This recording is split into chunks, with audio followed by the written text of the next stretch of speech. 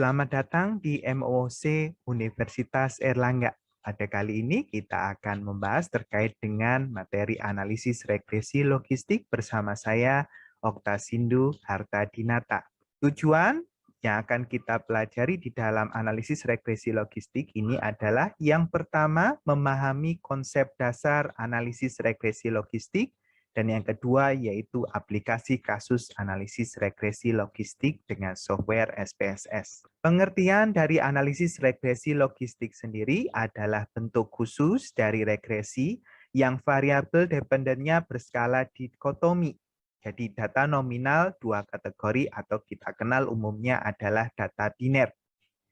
Regresi logistik sendiri tidak memerlukan asumsi normalitas. Kemudian contoh dari analisis regresi logistik ini yaitu penelitian terkait dengan seorang auditor ingin menentukan probabilitas sebuah perusahaan bangkrut dengan beberapa rasio keuangan. Dalam hal ini maka variabel dependennya yaitu perusahaan yang bangkrut dan tidak bangkrut. Kemudian langkah-langkah analisis regresi logistik yang pertama yaitu membuat rumusan masalah. Kemudian yang kedua yaitu membuat desain analisis regresi logistik.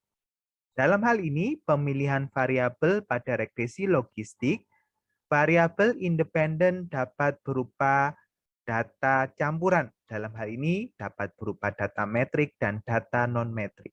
Sedangkan variabel dependen ini dipersyaratkan harus berupa data non-metrik yang biner. Kemudian, ukuran sampel dalam penelitian analisis regresi logistik ini semakin banyak, maka outputnya akan semakin baik. Kemudian, langkah ketiga terkait dengan uji asumsi.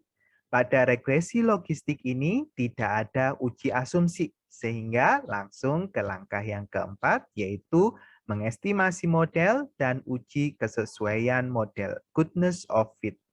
Kemudian langkah kelima yaitu interpretasi hasil. Baik, langsung kita ke contoh kasus dari analisis regresi logistik.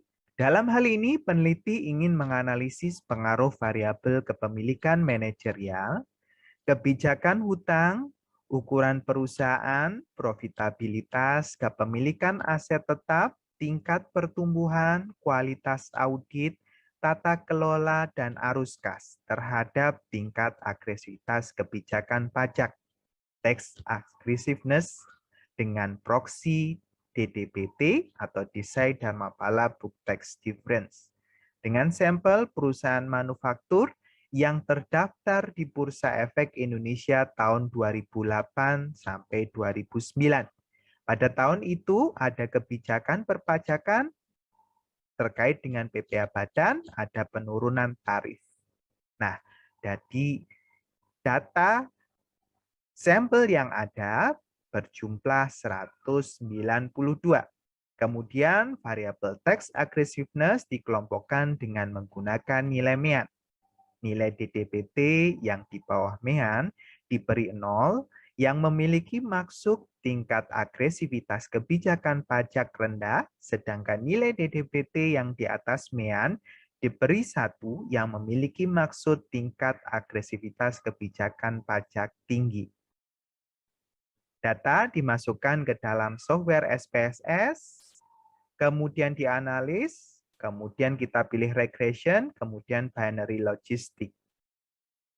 Kemudian kita masukkan variabel dependennya yaitu DDBT, kemudian variabel independennya tadi yang sudah disebutkan.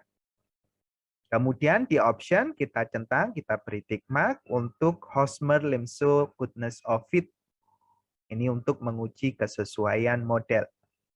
Hasil dari pengolahan SPSS, model summary, Nagelkar ke R-square, di sini dihasilkan 0,440.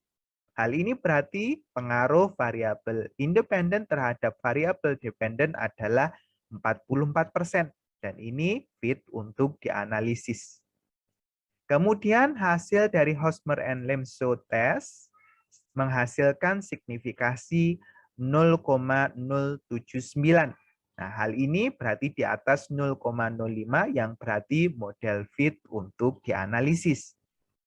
Kemudian variabel dalam persamaan dapat dilihat yang nilainya di bawah 0,05 ada variabel leverage, kemudian ln TA, dan cash flow. Hal ini berarti bahwa leverage, ln TA, dan cash flow memiliki pengaruh terhadap keagresifan pajak. Persamaan regresi logistik pada kasus ini dapat dituliskan sebagai berikut.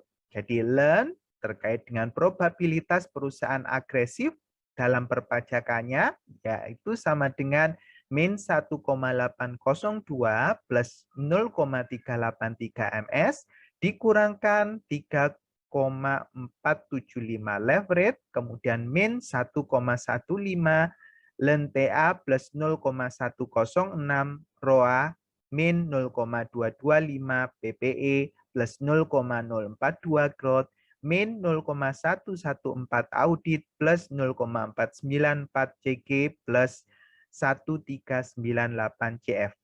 Untuk menginterpretasi hasilnya tidak bisa langsung dengan variabel ini, tetapi variabel ini harus dieksponensialkan. Jadi E pangkat 0,383 itu untuk MS, sehingga pengaruhnya adalah 1467. 1,467. Nah, sedangkan tadi yang memiliki pengaruh yang ada terkait dengan kebijakan keagresifan pajak ada leverage di sini. Leverage-nya itu adalah min 3475. Hal ini berarti E pangkat min 3475 hasilnya adalah 0,031. Hal ini berarti kebijakan hutang atau leverage mempengaruhi keagresifan pajak sebesar 0,031. Begitu untuk selanjutnya. Baik, demikian materi untuk analisis regresi logistik. Terima kasih atas perhatiannya. Selamat mencoba.